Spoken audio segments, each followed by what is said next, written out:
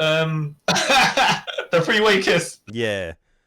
Like the crowd was like, "Where's this going? Where's this going?" And then the ladies went for it. And I was like, "Okay, all right. Okay, sure."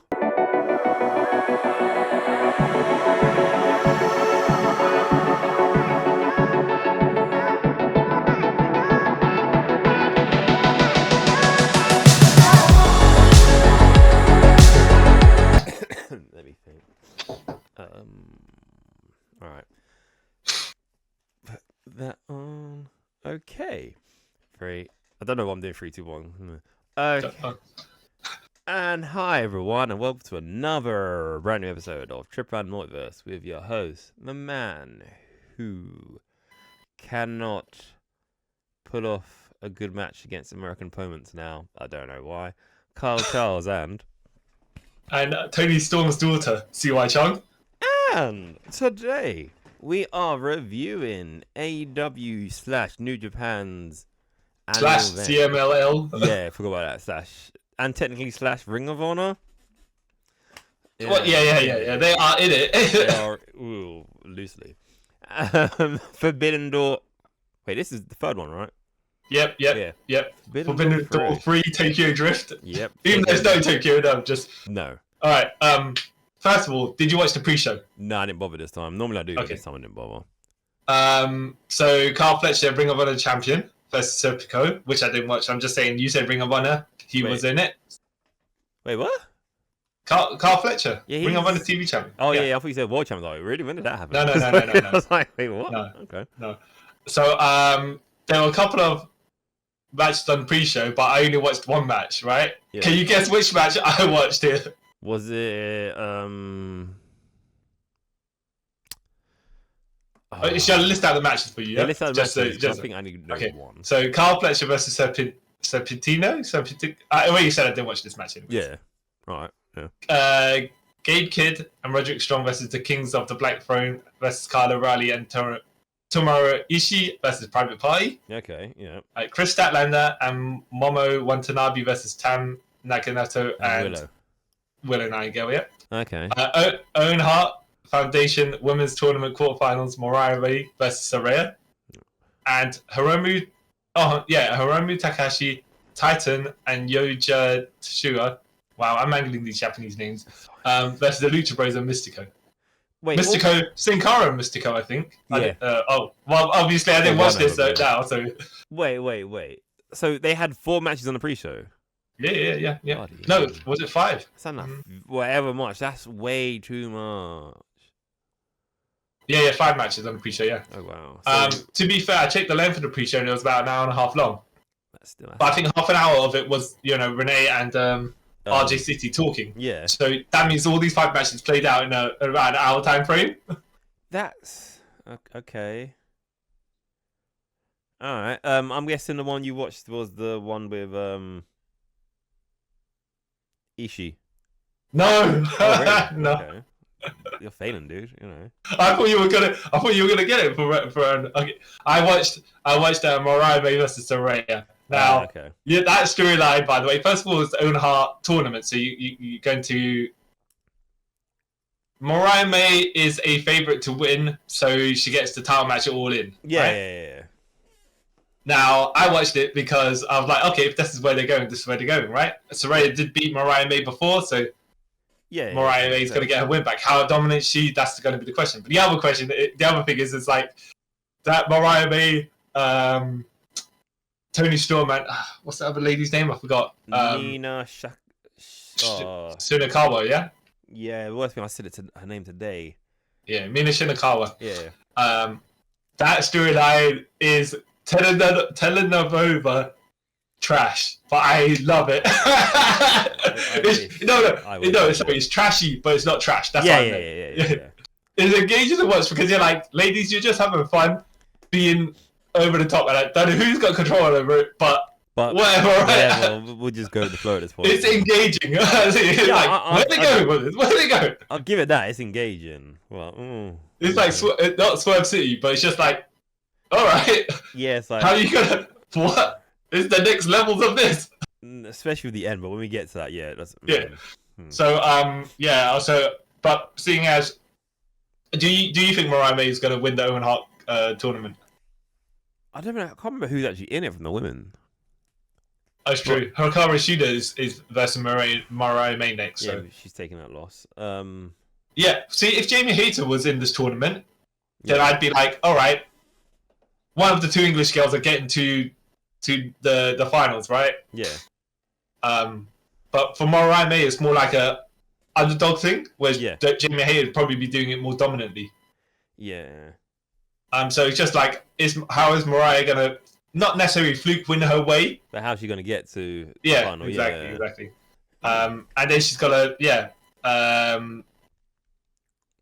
Toni Storm being the champion at this point. So and then if Toni Storm wins, so that means Mariah May is gonna fight her idol, and if turn will happen, or Mina wins, then Mariah fights her Golden Lover equivalent. Yeah. But okay, so was the match worth watching, or? It was alright. It was alright, but I thought they were gonna do the silly stuff that. So you know when Toni Storm came out during the Dynamite, Mariah May came out with Toni. Yeah. And then she ran to the back. And then came out and did a dance with Mina. Yeah. So I thought they were gonna do some silliness like that as well, but it didn't. It wasn't. It was just like Toni Storm, like Mariah May just kind of getting some more credibility to advance if they are going with the storyline that she's going to win and challenge for All In. So it's just like let's make her look good on the way. Well, I've noticed though, I give AEW this on their pay-per-views and stuff like that. They don't really do none of the silliness, which I get because it kind of makes sense. Mm-hmm. But then they have like 15 matches, so hey. But okay. All right. So you started the main card like I did, right? Yeah. So first match, MJF versus Hechigera? Hechigera? Yeah. I don't know. Hayachi-ho. I don't know. It's a sector? I don't know. It's not a bad match. MJF was. Here's the thing, right? With all these matches, mostly, not all of these matches, most of these matches. Anyone who is an AEW athlete seemed to get, if they were opposing an AEW person on a singles match, they were getting the boos. Yeah. Except for like a bit later on, right? Yeah. But it just seemed like okay, here I get it because it's MJF hometown, so they side with him, yeah. Yeah. But I don't want to say. Yeah, the crowd back their boys. That's the best way to put it. Yeah. But it was and I did not think that MJF was going to lose for. Yeah, no. Whatever reason. But like, I would say the only thing about this match, like, it was the only match that had nothing, no build or anything going to it. It was like, hey, we need MJF on the card, and this guy is meant to be big in CMLL. Yeah. So hey, his match. Okay. Yeah. I did think though, they protected this guy decently well because he did the flip pile driver. Yeah. And a sheer drop brainbuster. Yeah. Which looked really. Yeah. I mean, it looked dangerous, but controlled. Yeah. And it's like, all right, okay, I get that. Like. But even though MJF selling his arm and stuff like that, I was like, yeah. We know you're not losing. Like, it's kind of dumb. Like, why pretend that you're in any sort of peril? We know you're winning this match. Yeah. But what interested me was how he was going to do it because it's like Daniel Garcia, MJF, and Will Ospreay kind of in a triangle feud, but not really because they only just done it a little bit before. Yeah. To set that up. So do you think it'll be well, let's go through the card first before I start spoiling results further down. Yeah. But yes. Match itself wasn't bad. Just like I never thought MJF was going to lose, therefore. Yeah. But there were some near falls. There was some near falls which I was like, ooh, maybe. But then I was like, there was near falls, but it was like I just felt like it was like routine near falls. Like you need to have those in the matches because, like I said, I didn't feel there was no danger in this match or anything. But to give it to Hechikero, he played to the crowd. He healed up a little bit. He knew his role and what was going to happen. I mean, even if the crowd, even if you can't understand what the crowd is saying, right? Yeah. you could get it if they boo you. Yeah, that's like a universal thing. Like, boos is in any language. Like, yep, I understand that. Yeah, unless it's bizarre land, but yeah. Yeah. Okay. So next one, the Acclaimed. Now, Max Caster with his mustache. I don't get it. Yeah. It's very off-putting. Acclaim and Hiroshi Tanahashi. Tanahashi's tights are very low, by the way. Yeah. What are they called? Scissor Ace. Yes, Scissor Ace. Yeah. Versus Okada and the Young Bucks. Now, the Acclaimed and Tanahashi, yeah? What does that mean? Yeah. They were the baby faces, and they did play to the crowd, and the crowd really enjoyed it, I have to say.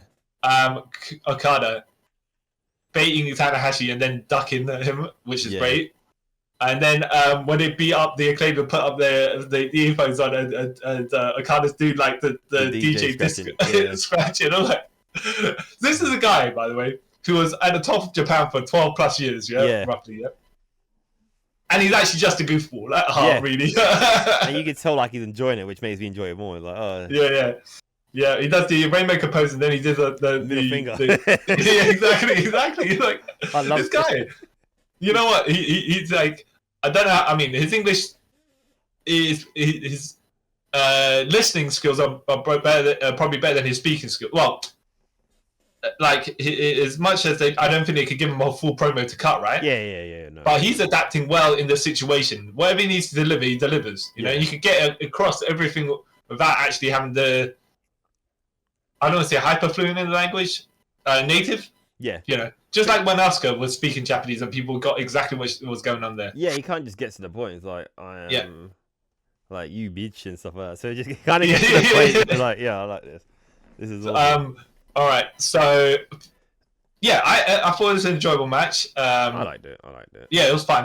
But it's like, who's eating the pin, right? And I was like, maybe one of the Acclaim boys is going to eat the pin. And well, first of all, I was like, Tanahashi's taking the pin, right? That's the only reason he's there. And he's probably going to take the pin from Okada, right? Yeah. But I was like, maybe if one of the Acclaim boys take the pin, the other Acclaim boy can challenge Okada for the Continental title to defend their honor, something like that. But they've got a number one contenders match against the Young Bucks, so it wasn't likely, unless the Bucks were going to pin their Acclaim and then gloat over them and then have their title match, Like I thought that the Acclaim was going to win, and then when it comes to the title match, they'll lose, and it kind of makes it even-ish in a way. But I mean, I think that might have made a bit more sense to me to have that, because Tanahashi's just been eating pins all the time. Like, it's just, I know he's president of New Japan, which means he doesn't want to favor himself, and also he's like coming up 50, right?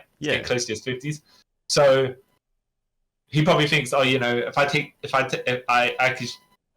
could be a good leader by taking the pins, right? Yeah. But it's like, you don't need to take all the pins all the time. No, you got to stop being too generous, like, cause Because I want to comparing him to like John Cena. Cena, when he does. By the way, they're only 1 year age apart. Yeah, isn't like Tanahashi looks like physically battered. Yeah, he really does. But like when Cena comes back, like he'll take pins to when it sort of matters, right? It's not like he's taking pins to everyone. So But Tanahashi at this point is like, oh yay, this guy just pinned Tanahashi.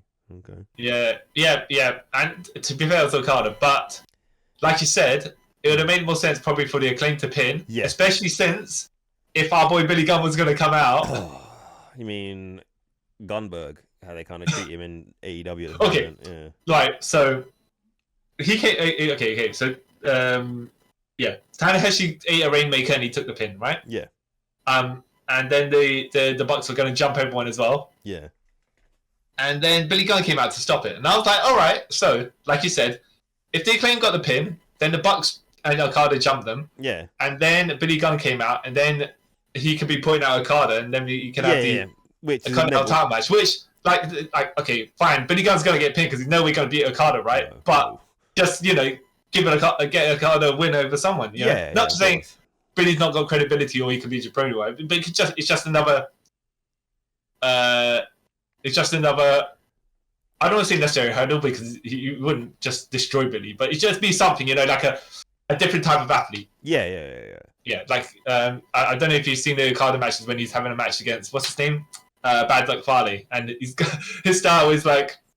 Right? Yeah. I honestly Billy Gunn, 60 years old, do strong style with Okada. I don't know how I feel about that, if I'm honest. I'll be quite scared. But like you said, if the Acclaim won, we could have had that, which will probably be on Dynamite, but it'd be just something to see, because you'd be like, right, let's see how Billy Gunn does. But I don't know, it's because we all know that Acclaim ain't winning their tag titles, right? It's only because, like, I reckon the Bucks are gonna have them for quite a while, and then it's gonna build to something for them to lose. Well, So are we saying they're gonna hold them until the Motor City Machine Guns come in, or not even no? Well, look. If Koibushi ever heals himself and Kenny Omega, then you could get look. They have a very stacked tag team division. Yeah. But obviously that might be a long while away. Yeah. But the Bucks do need opponents, and like you said, with the Acclaimed and how the Elite is, clean wins ain't gonna be something that they do. Yeah. Unless they lose it for a short time and then win it back, you know. Yeah, but I don't think at the moment, because they got their sort of golden prophecy at the moment, don't they? So I don't know. I think it's a build to something. We'll see. We'll see. Wait, is that going to be at the next AEW? Wait, All In, right? Is the next one? The next one, yeah. Okay, so do you think they're going to be holding off that title match for like, what, 1.5 months? I don't know, because I think they could always just do it on one of the special Dynamites, but it would have kind of made more sense for them to do it at All In, innit? Really, like, well, at least a tag team title match at All In, but would it be against them? I don't know. Yeah, that's a good one. Fine. Yeah. You know, I think they probably. I mean, as much as Tanahashi can take the pin, it probably would have been better if one of the Bucks, one of the Bucks took a pin, and then they ambushed the Acclaim afterwards. That's the only difference. That's the only difference I'd have made is that. Yeah.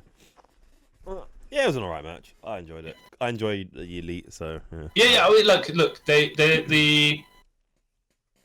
the like, it's got 6 people in there, and they all do their parts. You know. It ran pretty quick. It went pretty speedy. You know. It wasn't no slowdown or nothing like that. Yeah. It was not a spot fest either, but it was what it was meant to be. You know. Not sound like it's knocking it or anything like that, but Okay, Owen Hart Foundation Men's Tournament Quarterfinals. Bryan Danielson versus Shingo Takagi. Dragon versus Dragon. American Dragon versus Japanese Dragon. Yep.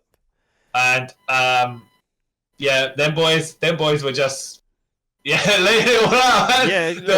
Shingo was a heel by default, right? Yeah. Because they were cheering Bryan, and then he was like, you know what? Is this crowd racist? No, it wasn't really. He just like, you know, but he played into it. He was like, I'll mock them doing the yes chant and stuff like that. I know exactly my role. Yeah, I found it funny though. I like that bit. I was like, Shingo, you're hilarious. Yeah. I wouldn't say, I knew Bryan was going to win, right? Yeah. But Shingo actually got me a couple of times where he was like, oh, maybe he might get paid from this. Maybe he could, because like, I thought, you know what? If it wasn't the Owen Hart tournament match, I reckon Shingo would have won. Yeah. Or at least have a better chance of winning, right? Because but they said this is what they said. They said whoever wins the Owen Hart tournament gets a title shot at their respective title. So they'll try to. Oh, is it? Yeah, that's what they'll try. So in the match they said it, right? So it's like okay, fair enough. It gives the chance for the non-AEW talent to actually have a stake. Yeah, because I thought they was like Shingo, if he won whatever, he was advanced and he'll have a shot at the AEW title. But that kind of makes sense. Well, they probably should have like, whoever, if you win, you get to choose whichever. Well, I suppose it'd be an awkward one too. Yeah. It might be just better to stay up to say, whoever wins gets a shot at that particular title on their roster. Yeah. Unless there was something that weaves across. Yeah. They have to hold that off to like, was it especially if it's like, but then because Oh wait, I get what they're trying to do, because basically, say Shingo did win, whatever, and leads up to All In, and Mox didn't. Spoiler. Happened to Mox. Yeah, then he could have defended that All In. Yeah, makes sense. That makes sense. Oh, okay. I thought he was going to get a title shot at a New Japan event. Yeah, no, because I remember it's basically said like the person. Yeah, it makes sense now. Okay, right, cool. Right. That makes sense. But yes. This is a good match. Then boys just strikes. Yeah. And Brian got dropped on his head, and then he was selling in a way you're like, yeah, he's got to stop doing that. I feel uncomfortable seeing him doing like, no, I know your issues, so don't. Yeah. But I don't know if that's because they were like, let's give make the crowd believe that Shingo has a better chance of winning. They should have just had a straight match, and it'd been fine for him to lose. Yeah, didn't have a handicap. It was, No, yeah.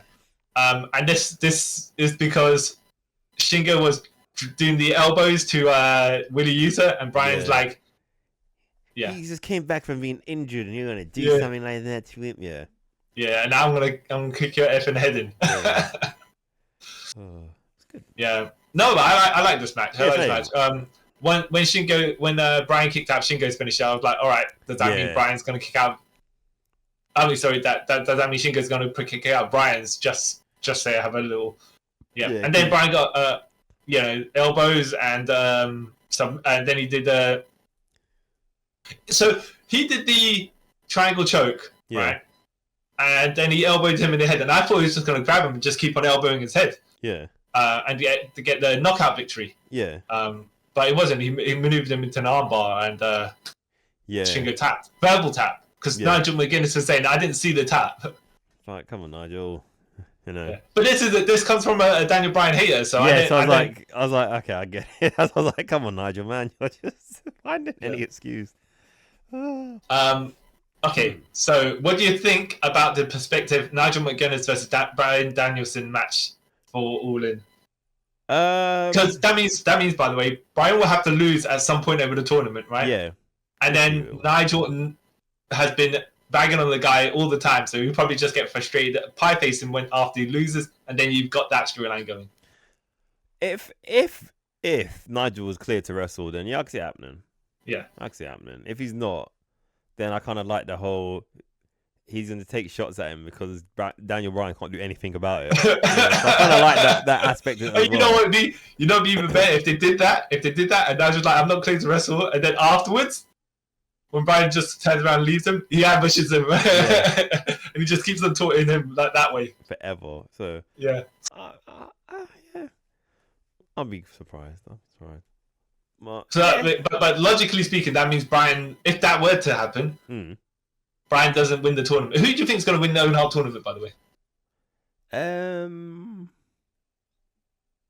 I think it could be Bryan, and then he faces Swerve at All In, and then potentially face Swerve at All In, because we haven't got to the potentially or Opreay. Because either way, a big whoever he wrestles, he's not gonna win it. Obviously, it'll be a big win for that person.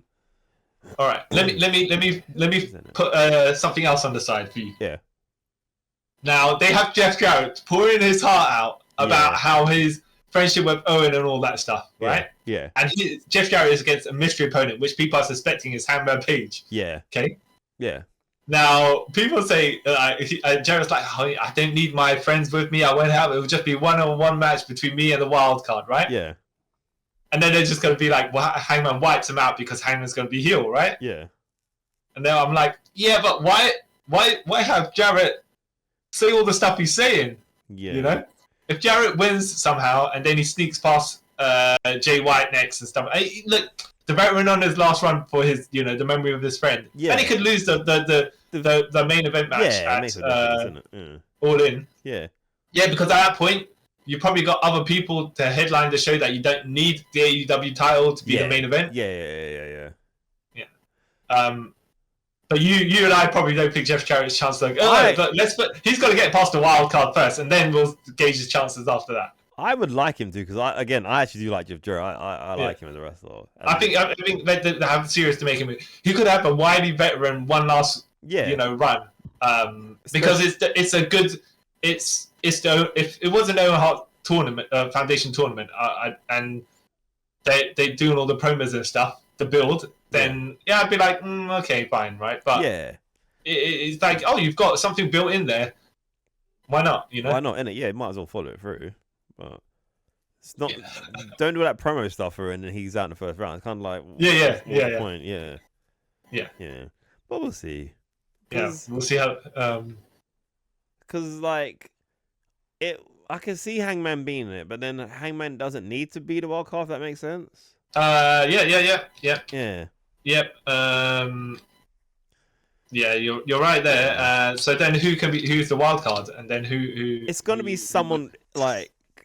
I know people saying it's gonna be Ricochet. Like no, like it's gonna be someone returning. Oh yeah, well, yeah, but then I like you said, it'll probably be someone returning. But then if let's say the wild card's going to lose to Jeff Garrett, we want the wild card to lose to Jeff Garrett, then. But then it's gonna be someone that the Bucks pick, so it could be someone stupid. You know what I mean? Like because they're the ones picking it. So. Oh yeah, it's true. Like that's why I'm not getting like it's gonna be this person. Like it's gonna be someone. Either it might be Hangman, but then it doesn't make sense. The Elite bringing back Hangman when they suspended him. You know what I mean? That story doesn't really make sense. Yeah. So we'll see. Yep. So if Jarrett does win, Jay White's already through, so he's just gonna sneak a win past Jay White, and then he's left with either Pac or Bryan Danielson at the end. And then they could be shenanigans. I mean, it's something. Yeah. The finals can be shenanigans. It doesn't matter at that point. Yeah. Because Jeff Jarrett will have enough goodwill from the audience. Yeah. That I mean, I would like them to do it. So would I. But and he's not going to win the finals, the men's title, right? But at least it's just Yeah. At least got that far. At least give him the Owen Hart like championship, the trophy, whatever. Yeah, you know, to honor his friend. Yeah. We'll see. Yeah. Could be. So, I mean, will Brett make an appearance? You ever? Yeah. He probably will, and then have like, on some weird 5-minute tirade about Goldberg. I'm like, wait. Yeah. He just asked you to give this guy a trophy, like half an hour later, and you've just mentioned Goldberg. Okay, cool. Right. Yeah. Okay, AEW Women's World Championship match. Toni Storm, Timeless Toni, the champion, versus Mia Shirakawa. Yeah. Now, I thought this was going to be like a kind of shady, not necessarily a shady shenanigan match, but that sort of like semi-comedy-ish. Yeah. But for the most part, it was pretty straight. Yeah. Other than playing for the characters that are within the match. Yeah. Being Timeless Toni Storm being her throwback 20s movie star character, and Mina Shirakawa being the overt pop idol sort of thing, isn't it? Yeah. And Mariah May being like torn between her lover and her mother. Yeah, something like that. Yeah. Questionable. Yeah. But no, it was pretty good. Yeah. Yeah, it was a good match. It was a good match. Like, like the moves was good. The story in the match was good. There was one bit where I was like, "Really? That doesn't make sense." So Mina gave Tony a top rope like implant DDT, and then picked up after and did another one, and then got 2 count. I was like, "That doesn't make any sense." Yeah. Like, well, that's what. So when your daughter gets glassed by her lover, you power up. Apparently. Yeah. But I was sitting there, I was like, oh, okay, that's a weird spot to do.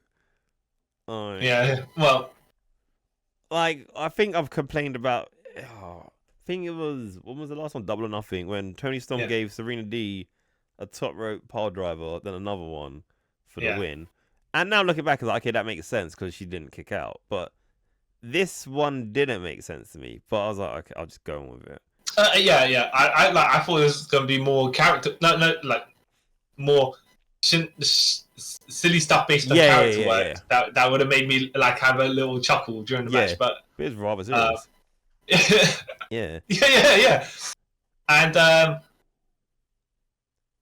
Tony got cheers, and she's playing into, even though Timeless Tony started off kind of heel. Yeah. And I think through the progression of her antics, she just gradually got the crowd on her side. Yeah. So she's technically face now? Yeah. Even though Mina is... Was she the... Well... What... Yeah, I think this match it was in that situation where there were no heels in it. Yeah, really. No, and it kind of cemented it as well because there was no interference by Mariah May either. So like, oh, okay. Yeah. So I thought they were gonna just. But she tried to help both of them. Yeah, and then neither ends up helping neither of them or something like that. You know how it is when you call it the middle. At the end, where. Was it what the freeway kiss? Yeah. Like the crowd was like, "Where's this going? Where's this going?" And then the ladies went for it, and I was like, "Okay, all right, okay, sure." You know, didn't see that coming. Like legit, like, yeah. That's what I'm saying. These ladies, they kind of like, well, we're gonna go all for it. We you know. And Nigel McGuinness. Yeah, stand up crying. I was like, wow. I was like, okay. Crying tears. Oh, dude, my boy. Calm down. All right. But he adds to it. That's the thing. He adds to the over the topness of it. Yeah. No, but yeah. Good match. Good match. I thought at first that this match was title for title, but then it wasn't. It was the other match later on. I was like, oh, okay, that makes sense. Oh. Yeah. But yeah, for the first. Would you? Go on. For the first technically female match on Forbidden Door, company versus company, it was good. Yeah. It was fun. It was fun. Yeah.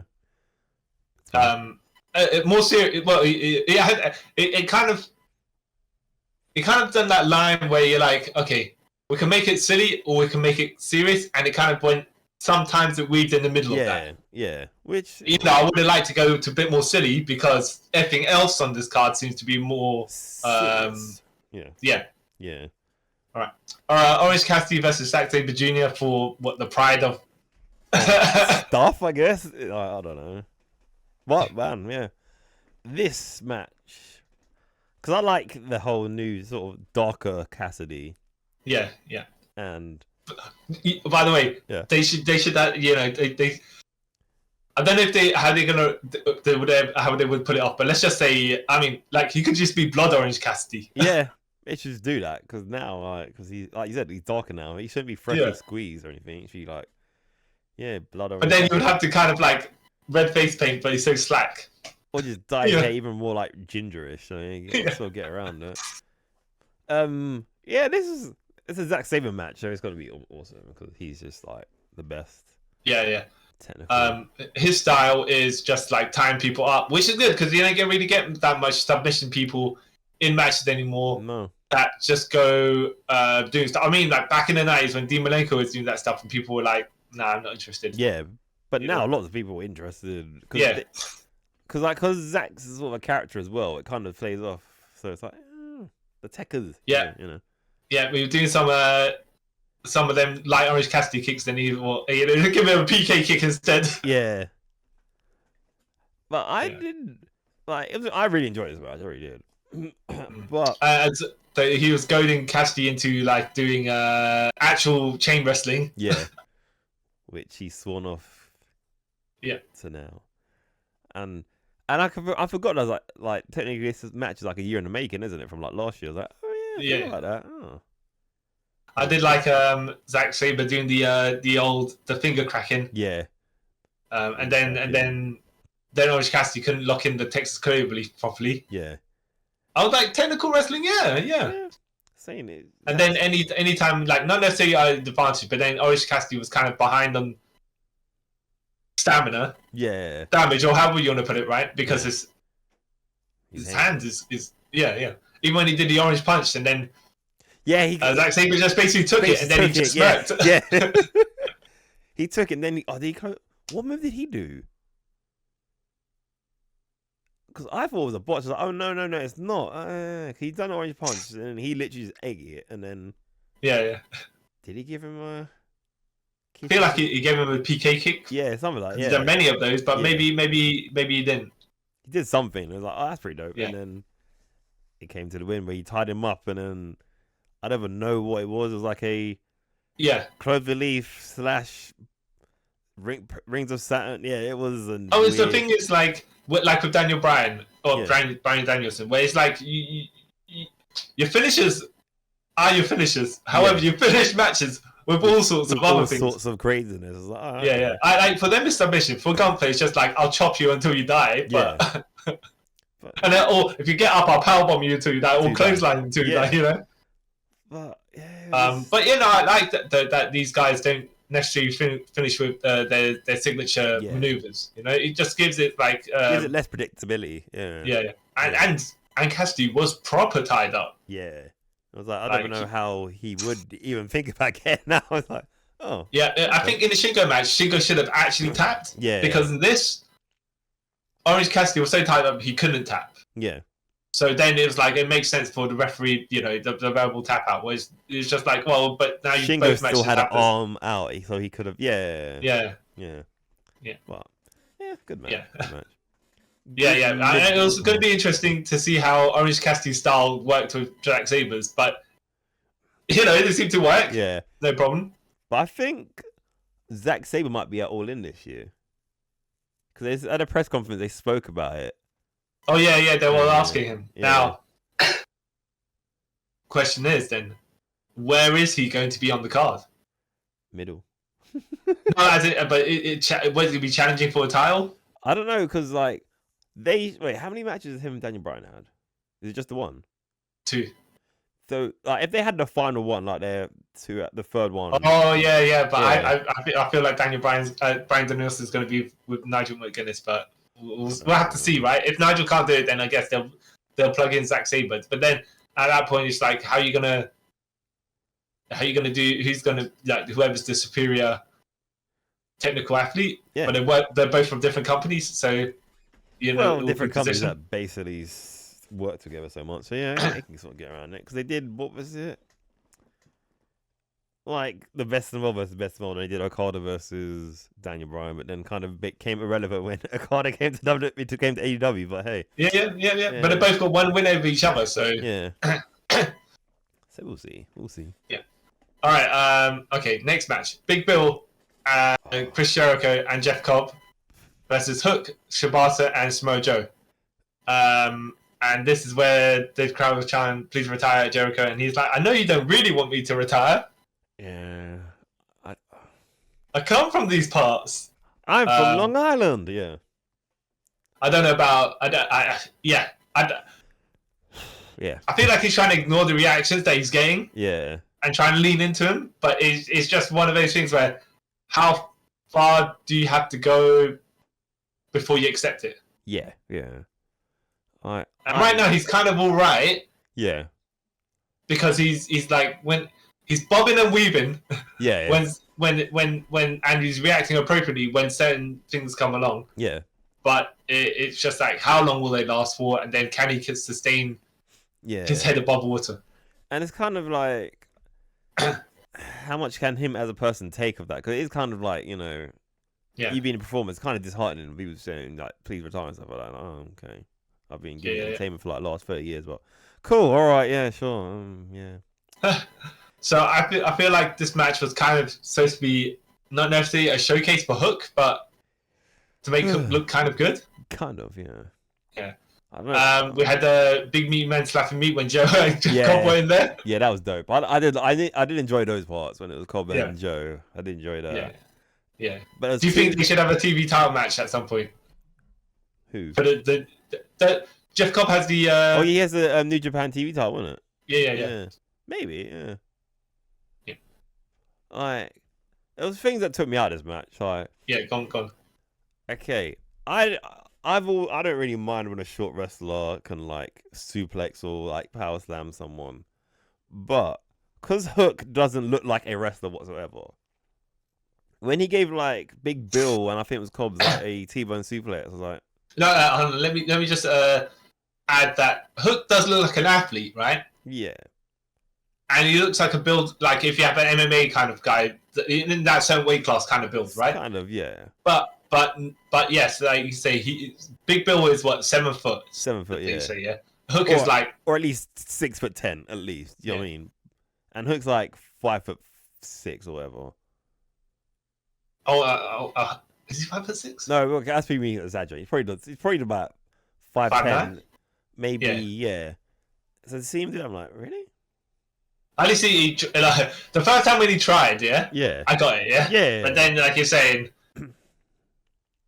unless he was doing the Super Saiyan power up, yeah. Or like if he did the Jericho, I'm like, I can buy it. You know what I mean? But when he was doing to like Big Bill or Jeff Cobb's, like literally like two big dudes, it's like. Yeah, what he should have done is maneuver his game plan again and change his style against those two. Because then you got a big tall guy and a big wide guy. Yeah, you know, what you use against people around about your size is not going to work. No, you should have been something like that adapted. Yeah, but They should have done the Zack Sabre, just kind of like cling submissions. Yeah. Or like he just like hanging on, like trying to put on like headlocks and stuff like that. But yeah, that's my little gripe with that. But besides that, I did enjoy. Yeah, for what it was, right? For what it was meant to be. Yeah. Hook giving Jericho a good Sidus effect. Yeah, Judas effect. Yeah. Yeah. Sorry. Yeah. That spinning back elbow. Yeah. But okay, fine. Yeah. I kind of bought that because I did kind of look legit. I was like, okay, yeah. But did this match need to be in the card? Probably not really. Does it advance anything? Maybe, unless you're going to say, like, you know, the FTW Championship is going to... I don't know. Yeah, well, at some point, yeah. He's going back to Hook, you reckon? Yeah. They should just, like, get rid of that belt at this point, because, like, what is... Yeah. What is it? Like, it's not sanctioned by AEW. To win the belt... Someone to take the belt, not necessarily win it, but take it and destroy it, just like Mr. Perfect back in the day, and that'd be that. Or like when Nikki Cross took the 24/7 title, just threw in a bin and never saw it again. Just things like that. It's just to sort of just get rid. I got it at first, but then when they introduce more titles and stuff, and they keep saying this title's not recognized by AEW, then why have it? Yeah. Well, okay, sure. Vanity project, I guess. But hey. Yeah, it's just to give Taz's son something. Yeah, but it's it's not needed. Yeah, I mean, if it was the IWGP Junior Heavyweight title, or like say the X Division title, something like that, then you'd be like, okay, there's something behind it. But no, it just seems like a championship that is there, but also not there. Yeah, at the same time. So okay. Sure, I guess. All right. TNT Championship ladder match. Because the title's vacant because your boy your boy decided. Yeah. Dante Martin versus El Phantasmo versus Jack Perry versus Kanishke Takeshita versus Leo Rush versus Mark Briscoe. Now going in, I thought only 2 people could win, maybe a third, maybe, right? Mark Briscoe, my distant third, because he's Ring of Honor champion. That's why he wasn't in my thing of him getting a title. Already given him the title. So, and then Takeshita, because maybe they've been given a push. Yeah. So maybe they'll do something with him. But my number 1 was Jack Perry because he's the only one in an active storyline with this title. Yeah, so that's the only one that made sense. Like me, realistically, I would have liked if like Takeshita or ELP won, but I knew that wasn't gonna happen. Yeah, now see if Takeshita won, he probably would have got a short reign and Jack Perry scramble win it off him somehow, right? Yeah. Which would have been fine because then you'd be like, all right, the Elite was gonna gift Jack Perry the title anyways. Yeah. So if they help him win it with shenanigans, you know, it wouldn't matter because they heels anyways, and the EVPs wanted it in that direction. Yeah. This was fun, not super dangerous, super dangerous, right? But it was fun. Yeah. But I think it was what hurt was the predictability. Yeah. Because if Jack wasn't going to win it here, he was going to get a good showing and then win it off. My logic would have been he would win it off whoever does win it. Yeah. In the next couple of weeks. Yeah. But it was a good. I enjoyed it.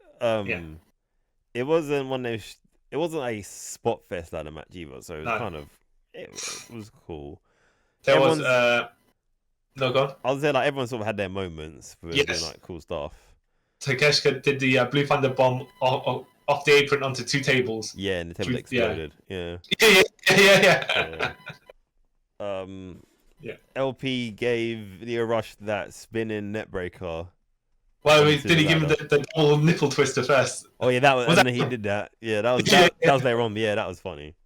I was like, oh, LP, you deserve better. Yeah. And then I don't know. Leo Rush doesn't excite me anymore. I'm just kind of bored of Leo Rush at this point.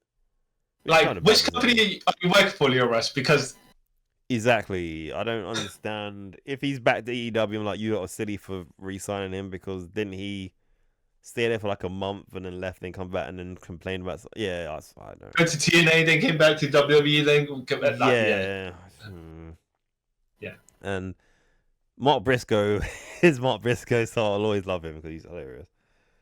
Trying to think. The Blue Thunder Bomb. Oh, that was it when Mark Briscoe jumped from the ladder onto Takeshi on the outside, and it looked like he missed but didn't at the same time. His knees. Yeah. Oh and my then goodness! You just saw Jack Perry. It panned over to Jack Perry. He's like, "What the was that?" Just ran into the ring. I was like, "This is." Yeah, I think he jumped right, but he almost did that Adam Copeland. Yeah. Right. Except that his knees, like he didn't do the splash, and the splash would have been fine if he hit the table. Yeah. It's just like his knees came down onto the matting. Yeah. Because he didn't quite. I don't know. He didn't get quite horizontal, and I'm like, wow, that must have hurt. Yeah. And I was like, oh, okay. How do you think, by the way, the logic of everything was going to be if Adam Copeland still had the title and didn't hurt himself? Would it have been a ladder match? Would it have been a multi-man ladder match anyways? No, I don't think it would have been. No.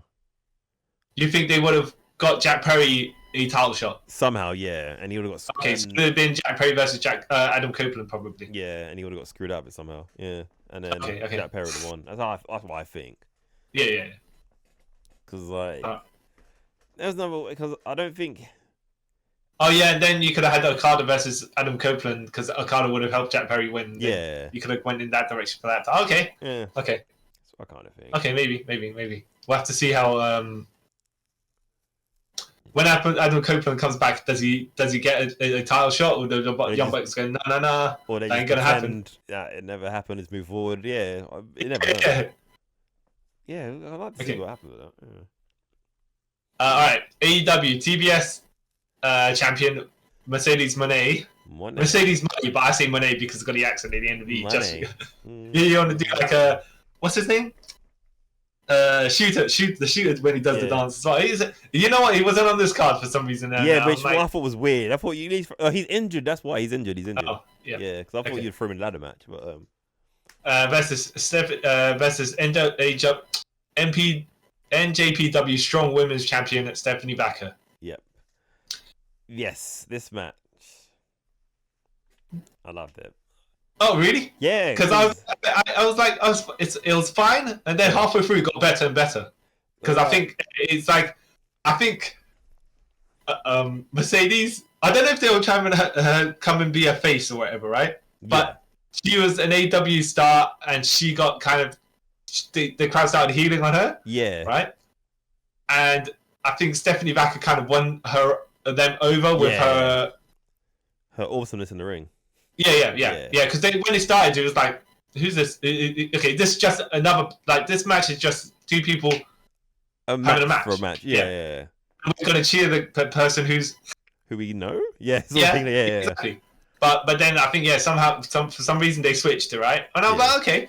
And personally, I think Mercedes is much better as a heel anyway. So she should just went all heel. She's much better as a heel. Yeah. She like even when she's kind of face-ish, but I still think that when she's cutting the promos, she's a heel because of the arrogance of it. You know, the way that she's saying stuff. Yeah. Like that's not face kind of. No, it's far from. Yeah. Even when Okada's face, and he's the best because he is the best, right? Yeah. Which makes sense. You can easily cross that line. Yeah, especially. And I I think Mercedes does cross that line with her mannerisms and her laugh. Yeah, mocking laugh and all that stuff, right? Yeah. So she just, I think they would have been much better if they just went full on Mercedes being heel and Stephanie being the face here. Yeah. But I guess because no one really knows who Stephanie was, isn't it? So like, okay, because even when she come out, like the crowd's like, who's this woman? Yeah. And like to me, her entrance like basic, but it was like her presentations look cool. She kind of like hella and that's kind of okay. I'm buying this. And then, 2 minutes of the match, I was like, I'm fully sold. I'm a fan of hers now. I think they should have just had Mercedes just come in and be full on heelish, because then that sets the alignments. Even if you don't know who Stephanie Vaquer is, you'd be like, but I'm not going to cheer Mercedes because she's bad. Yeah. And and for some reason the crowd really switched on Mercedes, which I found kind of weird. But I was like, okay, I guess I'll go with the fans as well. Yeah, and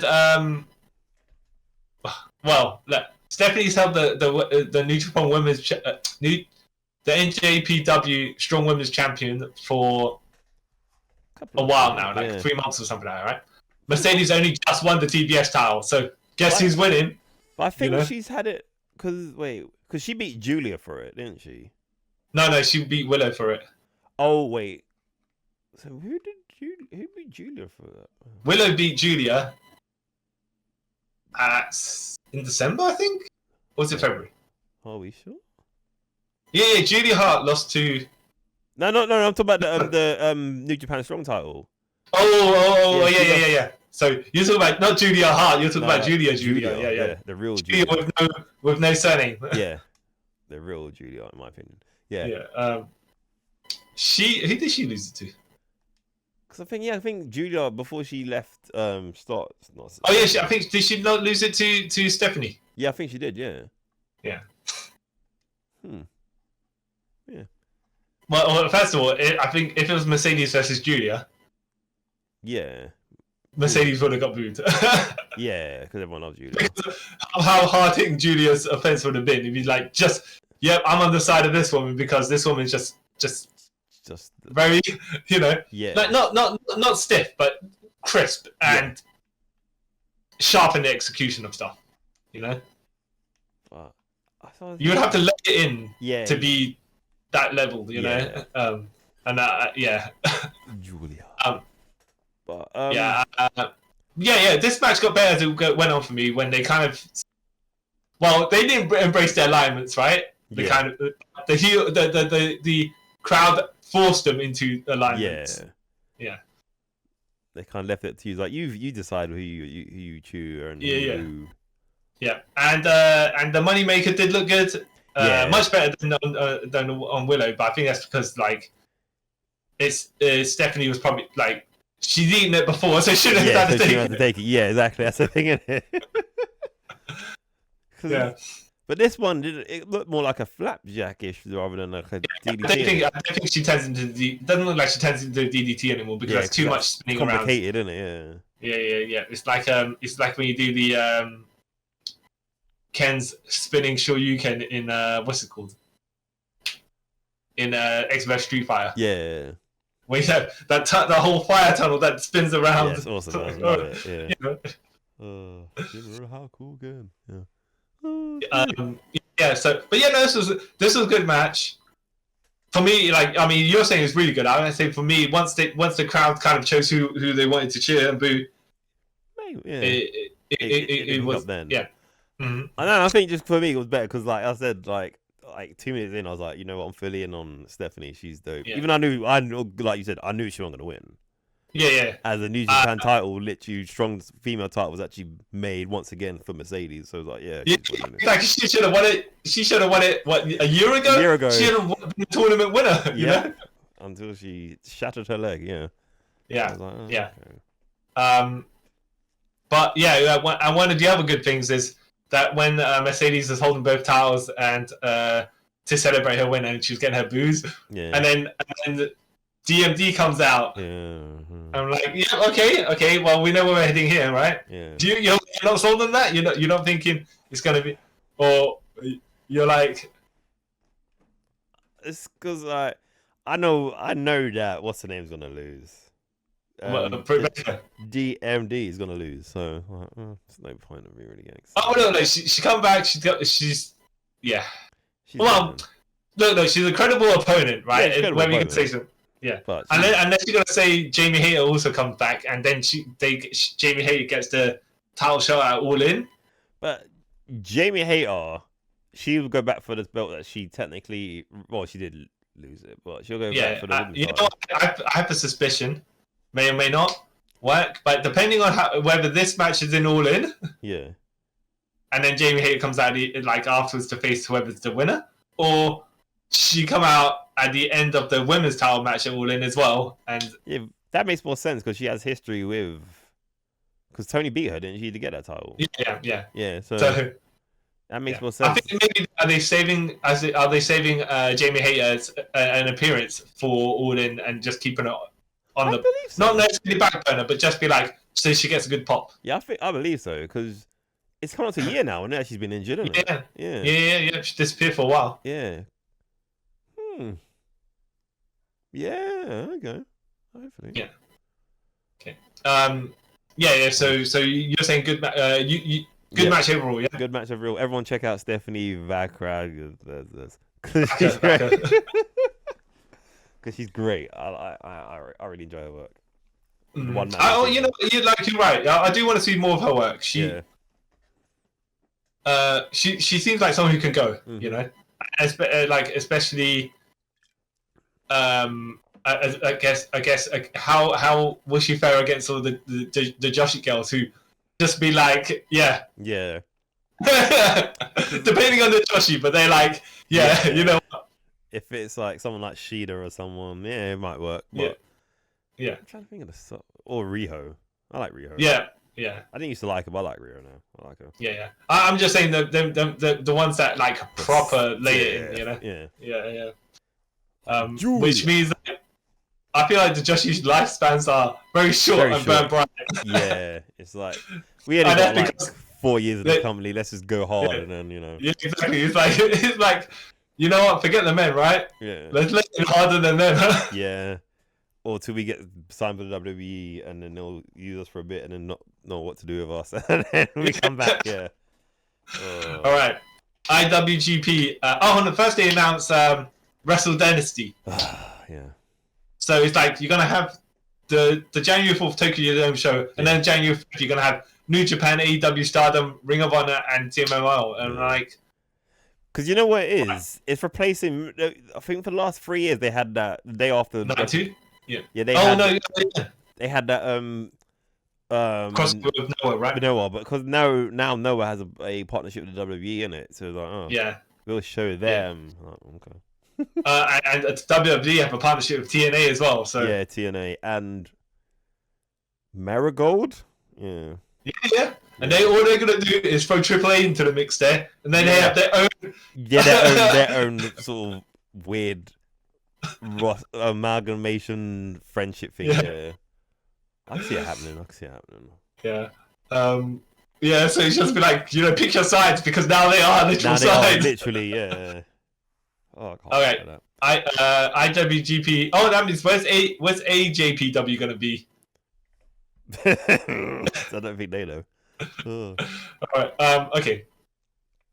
IWGP World Heavyweight. World Heavyweight match. Yeah. Jon Moxley, the champ, versus Tetsuya Naito.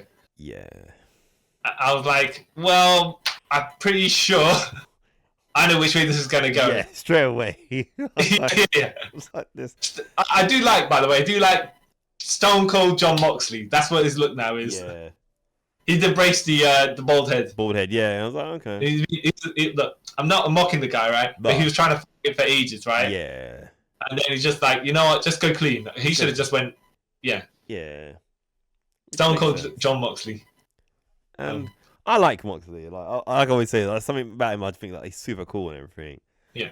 But this match, I kind of like it, but then a lot of it was like clunky. And I don't know if it was intentionally clunky or there's like yeah.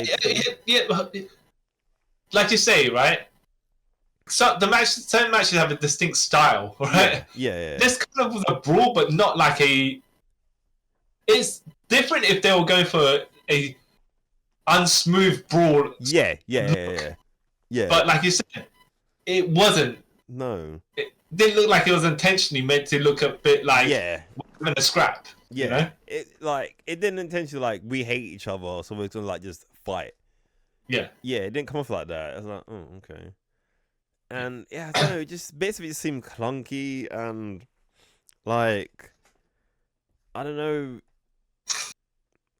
It was chemistry there, but I don't know, something just didn't click to me. Did you see their match before this one? No. Where Jon Moxley won the title? No, I haven't. I've only seen clips of it. I've actually seen the match. Yeah, I'm interested to see how was that match compared to this match, because it's like, you know, like okay, it's a bit of a strange one. Because I remember seeing their match. I think it was years ago. You know when Moxley first left WWE and he was the G1 match. Yeah, I think I saw it. I remember that. I remember that being good. Yeah. So this one's an awkward one because there was a bit where Naito took a Death Rider and he kind of looked like he didn't kick out, but yeah. And then there was one where I think he was supposed to flip a move into a Destino, except that it didn't look like that. Yeah. And then the commentator said he was going to flip the move into Destino, but it didn't do it. And I don't necessarily they repeated the spot, but it kind of went for a very similar one right afterwards. Yeah. To re-execute the thing. I don't know. I don't know either. It was yeah. It was fine. It was fine. Yeah. Like it just wasn't what you were expecting from these two. Yeah. Like, I've seen really good Naito matches. I've seen really good Moxley matches. Yeah. And this wasn't either of them, like, for both of them. And that's like, that's not an insult. It's still a good match. It was just... No. They both probably had an off day or something like that. Yeah. So I was like, okay. Yeah. It's not too bad. Yeah. Like, yeah. Yeah. I don't know. Is it I mean, as average as this match was, because you would expect Jon Moxley, like you're saying, he's a very high tier. Yeah. On the scale of what's it called in AEW, you know, he's like points, good stats, good stamina, like high, you know. He's like legendary, even though like the company's only been around for 5 years. Yeah, he's that. But yeah, it just I don't know. Yeah, it just didn't. Yeah, I mean it was fine, but fine. Would you think it was the worst match on the card? I wouldn't say it was the worst match on the card. Okay. I don't know. It was just there, like, you know what I mean? Yeah. And like, it's kind of. I think the predictability, like, as much as the predictability didn't help the last match. Yeah. It also did not help this match. No, because especially when Naito said if he loses to Moxley can take his place in the G1 and stuff. I was like, he's not going to the G1. I like that as they were like, well, okay. It makes sense because you can't have Moxley not. If he's going to hold the title, he must be in the part of the New Japan storyline or whatever, because you can't just take the title and run, right? Yeah. Even though that's sometimes what they do. Yeah. But I just thought, like, he's not going to be in the G1. You know what I mean? Like, not this year anyway. It's like, he's not going to be. Yeah. All right. But as middling as that match was, the main event, Swerve Strickland champion versus Will Ospreay. Now that was a match. That was. Will Ospreay come with his entrance, and you're like, oh yeah, this boy's got oomph behind him, right? Yeah. And then because his his theme song Elevate just kind of gets the crowd hype, and then Swerve comes in with his rap, which is kind of like more way less tempo. It's like. I don't know if they should have just upped the beats or given him a special theme song for this, because after having that. Yeah. But then you did have the crowd saying Swerve during his song. Like, but this match, I've been critical about Ospreay, and I know he's your boy, but like this match kind of somewhat turned me around on him. I still don't think he's like. As people think he's the best wrestler in the world, I don't think that's my personal opinion. But this, Like story-wise, this match, he done it. He's like, yeah, it's very good for me. All right, because since you're all right now, wibbly wobbly on that, I will say, right? Yeah. He instead of just doing moves because he can do moves, he actually is putting stuff together. Like, there's rhyme and reason for stuff now, and sometimes I like, as much as I would say he should protect the hidden blade a bit more. Yeah. I know he just not flings out willy-nilly, yeah. Well, but people are kicking out of it at least, all the time. He's using it as like to hit and then have a breathe or something like that. There's no, he's had a run of good matches. Yeah. The Bryan Danielson match. Yep, that was good. The Kateshka match. Yeah. And to be fair, the Kenny match. Yep. They pushed him hard, right? Yeah. But I was saying he could take a loss. Yeah, he could. And I'm kind of glad. Needs to be elevated as well, so this helped them both. Yeah, like it was kind of good that he took his loss now, but he's still sort of in his infancy of his AEW career, rather than later on. Okay, he kind of ruined it. And him to take the loss to like the world champion, it makes more sense as well, isn't it? Yeah. Rather than as the caliber of time they pushed him at, right? Yeah. Because who he defeated behind him gave Swerve more credibility to defeat Will Ospreay as well. Yeah. Even though I still think he shouldn't have beat Roger. That match for him and Roderick Strong for the national title shouldn't have happened. But it is what it is. Do you think Roderick Strong should have kept the title till All In and then Will Ospreay win that title? That or just Roderick Strong never win the title in the first place. Oh yeah, okay. It's like he could have beat Orange Cassidy for it. Like, okay, because like Roderick Strong technically literally was like a transitional champion because he beat Orange Cassidy. Then literally the next defense was Will Ospreay and lost it. So it was like, what was the... Yeah. The United Kingdom needed credibility, except they not the United Kingdom, the Undisputed Kingdom. Undisputed Kingdom. Yeah. And then they just kind of disappeared. Yeah, literally. They had the Ring of Honor tag team titles, which doesn't mean anything. No. Doesn't mean anything. So. But back to this match. It was. Yeah, like it always felt like even footing, which is pretty cool. Yeah. And like, and I think you had a solid case for both of them to win because of the push Will Ospreay was winning, but Swerve just recently got into the world title picture as well. Yeah, not the title picture as in he's won it, but they built him from the tail end of last year. Yeah. And I think it would have been this is technically his second defense, isn't it? Yes. Yeah, well, pay-per-view anyway. Yeah. So it could have been kind of weird, like, dude, now you kind of made him a transitional champion like Joe. How long did Joe have his title for? From end of the December year. to March, I think. Yeah. Okay, so that makes sense. Yeah. Yeah. But it's like they did some good strikes here, some like good flashy moves at the beginning. The one-upping each other and stuff like that. Yeah. Swerve doing stuff that I don't think Swerve usually does in matches. Yeah. Something that came towards the end of it, but Poison Rana, I'm like, wow. I remember seeing him do that back in it when he was in NXT. Yeah. But I haven't seen him do that in a while. Yeah. Yeah. A pile driver onto the barricade. Yeah. And then he just at a certain point he just came to murder. Yeah, literally. Yeah. And like. He's like, I want to finish this boy. I want to finish him good. And he did. Yeah. Well, the thing is, though, like, I would say they had even Stevens, like, 50-50 through most of the match. And then it was just like, you know what? Okay. One guy in control and then the other guy selling. And then the other. And this one didn't have any heel or face dynamics. The crowd was just like, we'll cheer both guys because it's, both intriguing these guys. Both these guys. Yeah. And it was more like, how is whoever going to win rather than this person is going to win? Yeah. And the ref. Yeah.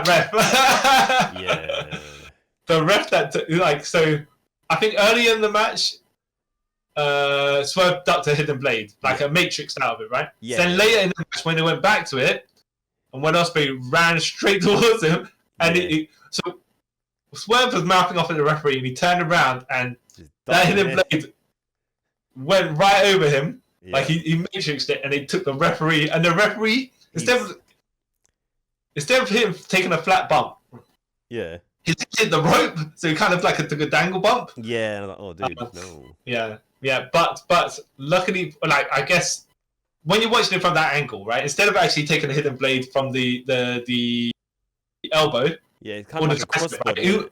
Yeah, exactly. I was like, well, very safely done for the ref. You know, I don't mind when something like that is like moves aren't perfectly executed like that on people that aren't wrestlers. Yeah, you know. Because I was like, that's a nice crossbody. It's like, but it's a smooth enough one where, like, you know, it's the safety of the referee. So and you can still like class it off as a hidden blade. Yeah, so, and they sold it like he took he killed the referee. Yeah, like yeah, and then what's it called? What's his name? Don Callis come out of nowhere. Yeah, and it's like, hey, stab this guy. Like, okay, what? Like this is like escalating really quick, you know. Yeah, and then Prisonano came out to shove down Callis and take away the screwdriver, and then Will Ospreay come out of the ring to look like he was going to shank. Yeah. Prisonano, except that he decides not to. Yeah. Like, okay. And now I don't need this. I can win it myself, right? Yeah. This is, by the way, just after he actually hit a hidden blade on Swerve. Yeah. And he got the visual pinfall. Yeah. No. Yeah, and then, but then Swerve came back with a vengeance. You know, once Ospreay got in the ring, Swerve was like, "Nah, we ain't playing no more." And then literally just like murdered him. Yeah. Couple of house calls. Did he do the Swerve stomp on the outside after this, or was that before? I was before. Onto the announce table, right? Yeah, I was before. Yeah. And then what was the other thing I saw? When he did the bit near the end, we come up to where he goes to do the Ospreay's like sort of like basically just on his last like leg. Yeah. And he does that like pathetic attempt for hidden blade, and then Swerve just catches him and is like, oh. Yeah, he puts him back. It was a good try, but it was good, but but it looked like it because like it was like, this man's finished and he knows it, right? Yeah. But he's just gonna go out. Got guns blazing. He had no stat points left. Yeah, and he's like, bang! Like, oh.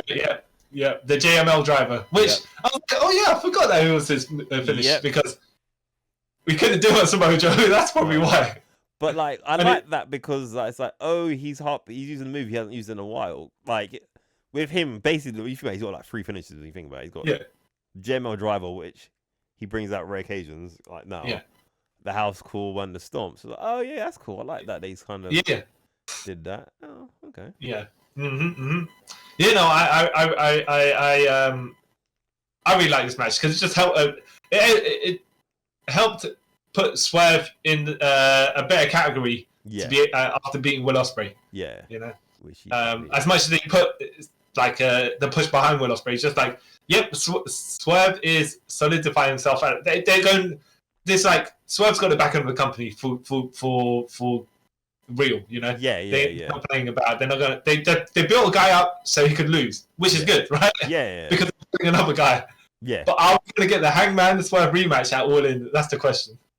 I think, like, I want it, but not yet because I feel like, Hangman can't really take another. Yeah, so if he loses, that's what we're saying. We're saying Jeff Jarrett's going to win that, right? Because, like, what's the point of Hangman lose? Like, it'll be like the 4th time, innit? Right? It's like you really have no like. Yeah. Because he's lost. He's won. Did he win 1 match and lose 2? No, I think he's lost all 3. Oh, right. I think I could be wrong, but either way, it's like. Yeah. I think Hangman's done his job to elevate Swerve to the main event picture, right? Yeah. But they've got to get some backing behind Hangman as well, because he's got to get some wins to get him to the point where, if he loses, there's credibility. Yeah, and like he needs to build up a little bit, so like when he does face Swerve, he actually does win. You're like, oh, cool, he's won. Yeah. And, like, it happened rather than. Of course, because now Swerve is face, and they go full on heel Hangman. But then it's like, if he's full on heel and the Bucks are heel, then when he be with. Why they suspend him in the first, you know? Yeah, exactly. It's that weird bit, like. Yeah, right now they're not on an island of their own, like the Codyverse, but they're kind of like It's like when so the EVPs made Christian the #1 contender. Yeah. Jack Perry came back. Yeah. And he's with the Elite. But him and Christian Cage don't seem to cross over. Yeah. But at least they give that kind of like acknowledgement, like not that really like, yeah, we were mortal enemies at one point, but now we're cool because we're both bad guys. So I kind of like yeah, they don't interact. It's like, okay, that kind of makes sense rather than hey dude, you know I like made fun of your dead father and everything, right? And made your best friend turn on you, who's now called Killswitch. But we're both bad guys now, so everything's under the bridge. Yeah. I don't think they should do that, but I think they if you're gonna have the two bad guys in the same vicinity, you could jokingly just never have those two in the same place at the same time. So everyone else that interacts with each other, they just never there to cross over. Never have to. You just make a running joke. I hope they do that. That'd be quite hilarious. But yes, this entire event, double thumbs up for you. Yeah. Like one thing I'll give AEW because their pay-per-views always hit. Right, they have one now and then that's kind of like meh, but mostly I enjoy them. And sometimes you just watching matches for the actual matches, you know? Yeah. Because there's some storylines behind some of these matches, right? But then sometimes it's just like two athletes just having a match, you know? Yeah. And then like when you go to the indie shows and stuff like that, and you don't have any backstory to anything, you gotta represent to the people who's who, what's what, like from the beginning of the match, and so they know what's going on, you know. Rather than so I don't mind sometimes when they don't have a story going in, as long as they set their alignments. Once the match, towards the beginning of the match. Which the AEW tend to do pretty good, so I don't know. I'll let them off. Two thumbs up. Yeah. Go out your way to watch a few of those matches. We'll go out your way really to watch Swerve and Opreay. Yeah. And the Stephanie Vaquer match. Not Vaquer. Yeah. See, I mean that's an interesting match because I'm like, when did the crowd just side with someone who they've been siding with most of the AEW people from this point, right? Yeah. Even if they're heels.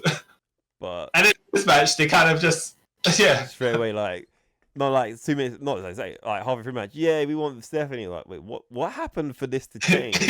Not that I'm opposed to it, but I want to know what happened for this to happen. Did you watch the media scrum afterwards? Nah, I normally do, but this time I didn't. Yeah, Mercedes came out and she was saying how she's the best and everything like that. And I was like, that's all. That's heel. That's don't even try to pretend to me that she was ever a face. Yeah, no.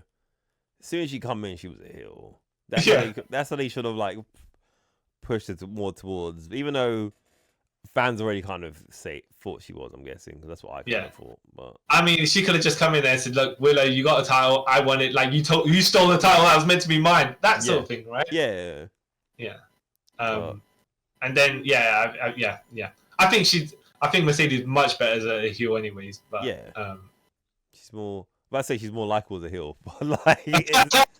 Well, no. The thing is sometimes when you try to be forced to be a face, you're actually not likable, but you are likable as a heel because people enjoy your antics. Yeah. Kind of. So they like to hate you, so it can work. What you're saying. Yeah. Strangely, it made sense. What I said. Yeah. So you're not gonna go back and watch any of the pre-show matches. I might do because if Bullet Club Gold was on, I would have went back for sure to watch it. Oh yes. But I might Club Gold, yes. I might go back to watch it. But that reminds me. Yeah. So Bullet Club Gold with their trios tag titles, and Jay White was mouthing off against Christian Cage. Yeah.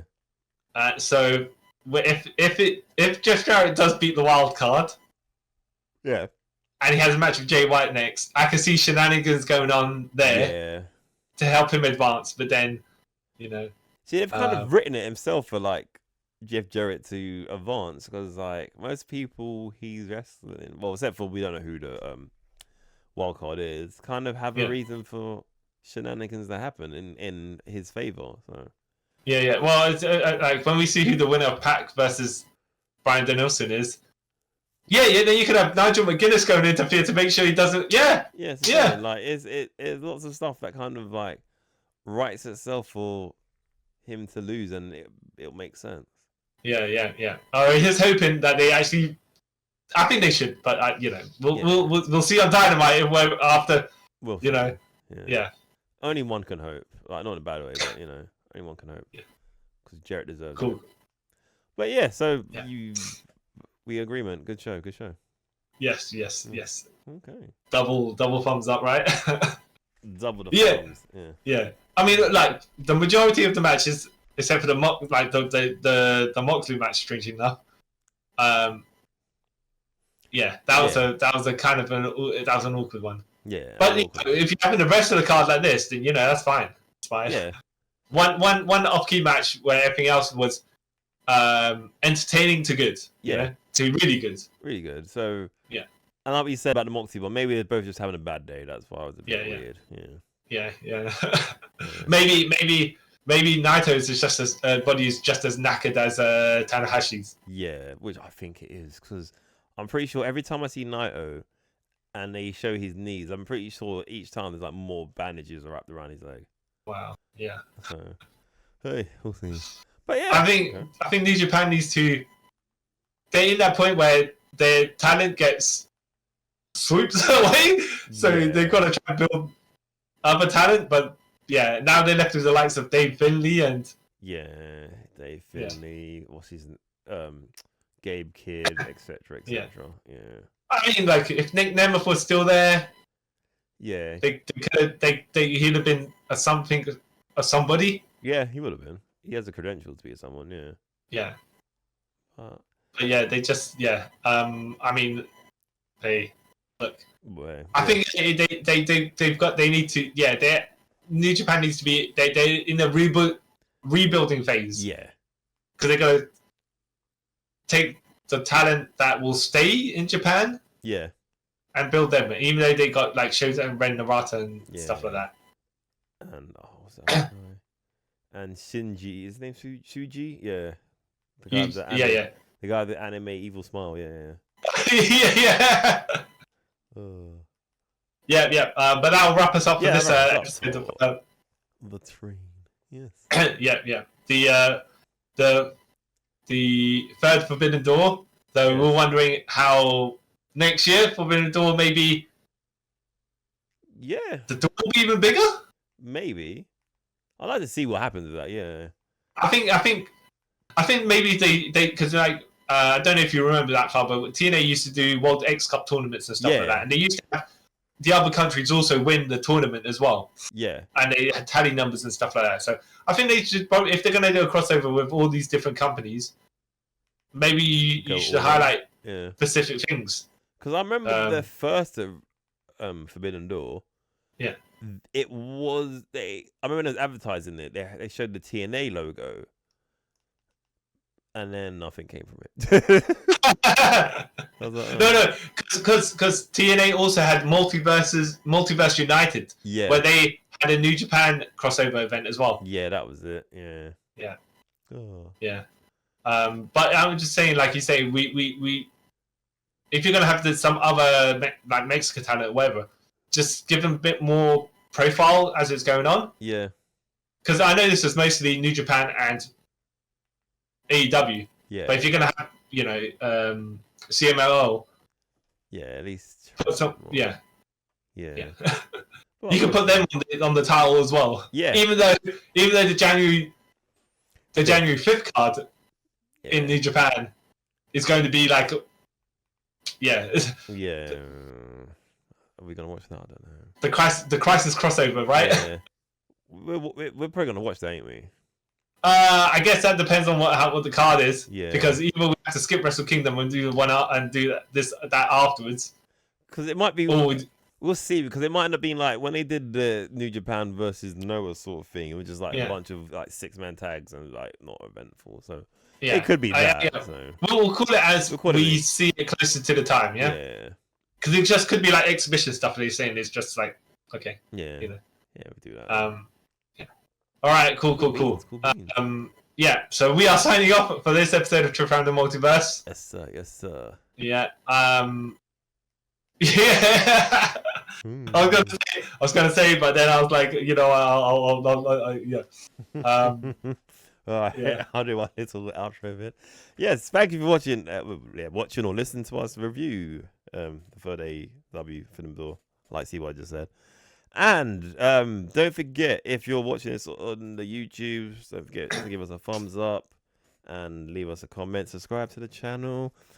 And watch out for the YouTube channel, stuff's going on there. If you listen to this on the audio platforms, please could you leave a 5-star review or whatever the reviewing system is on the podcast and that you listen to, and a 5-star review. That'd be swell.